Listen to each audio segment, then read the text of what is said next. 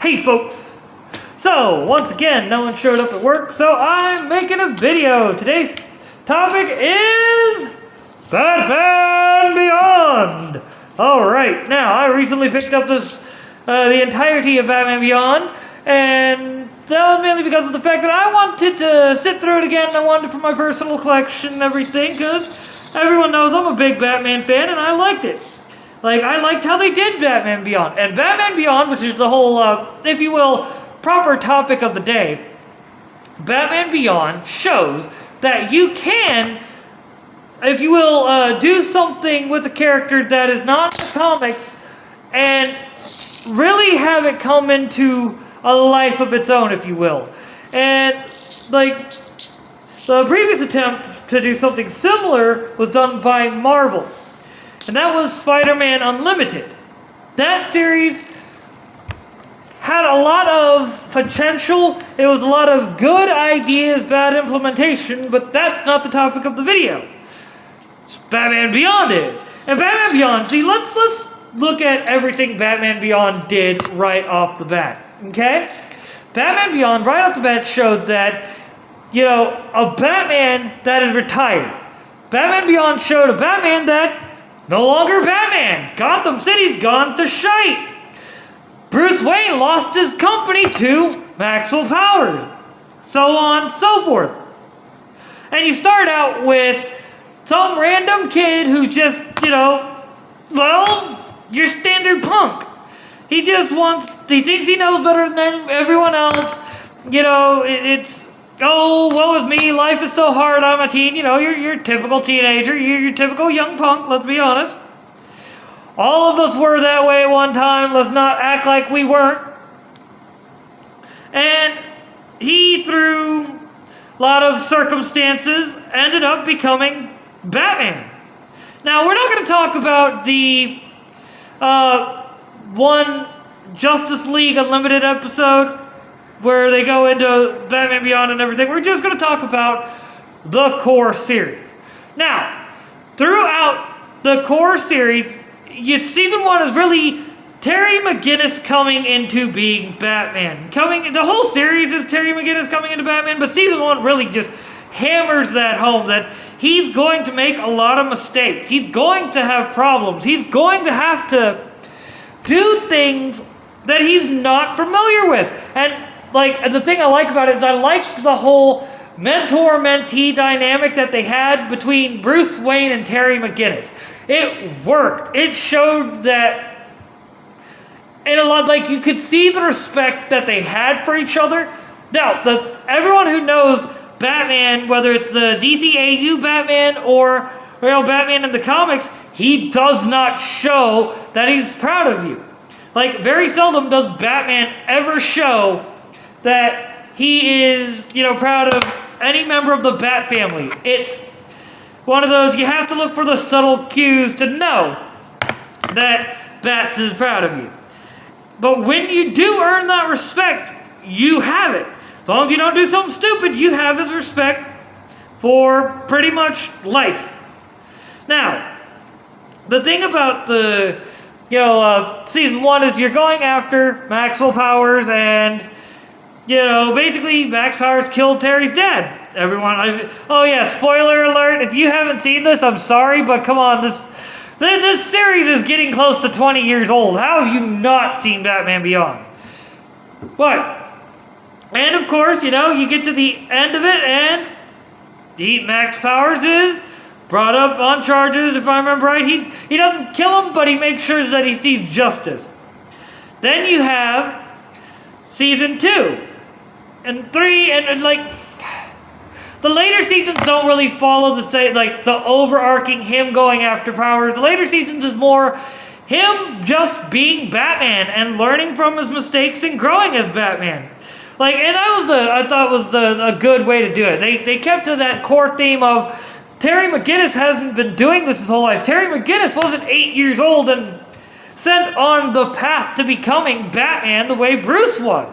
Terry was a teenager, his dad was murdered, and he felt like that, basically he knew what had happened. He knew that Max Powers had, well, done it. He's like, he know he done did it. He seen the disc. For those of you who've watched the series, you know what I'm joking about. I dropped my pen. Oh well. Now, the other part of this that I really appreciate is I like how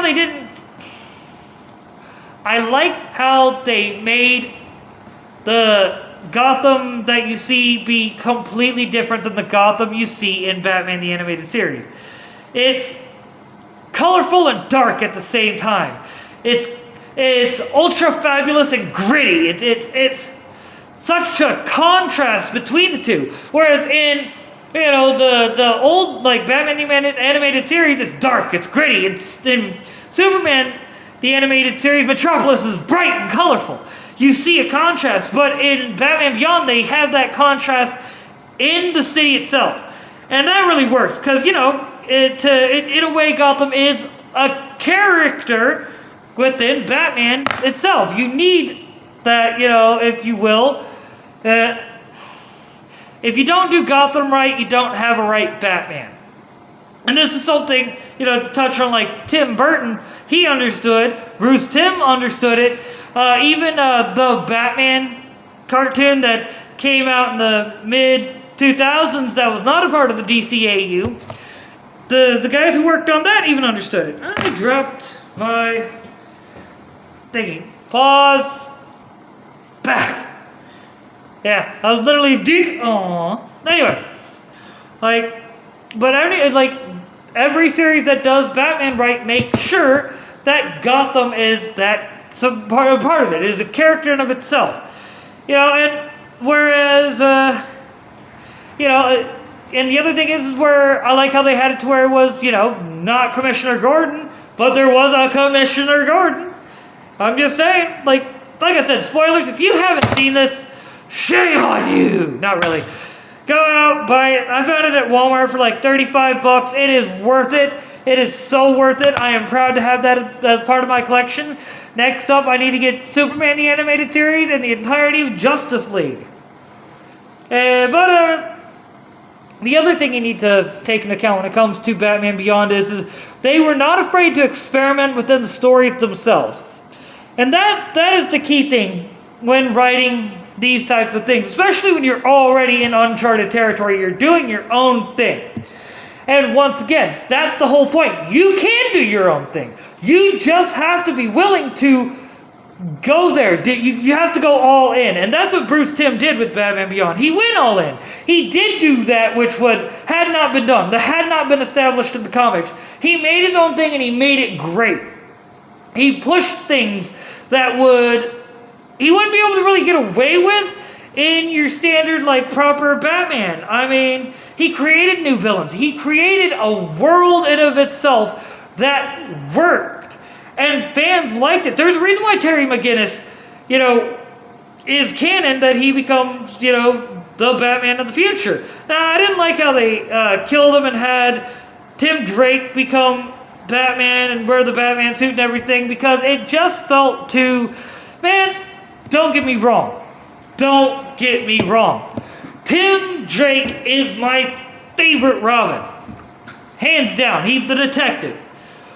But, come on, man, you already established Tim Drake as, in the cartoon, having gone through a traumatic experience that made it to where he stopped being a vigilante.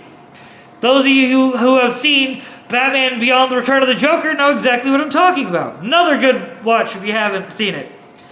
So, to me that is one, but then again, I chalk that up to people who didn't read or didn't watch the show and didn't know really what to do with the character. So they were like, let's experiment!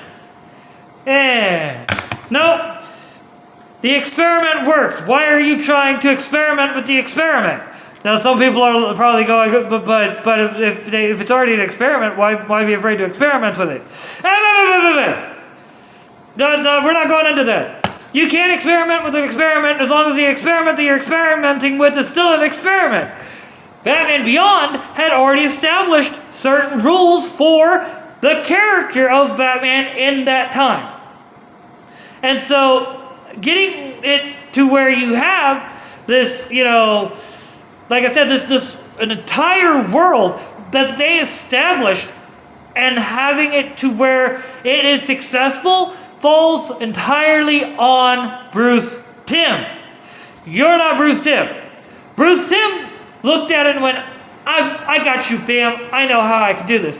And DC, having trust in Bruce Timm, because he had practically printed the money for the past, at that point, 8 years, they're like, okay, you got this, fam. We ain't gonna even trip about it. Have at it.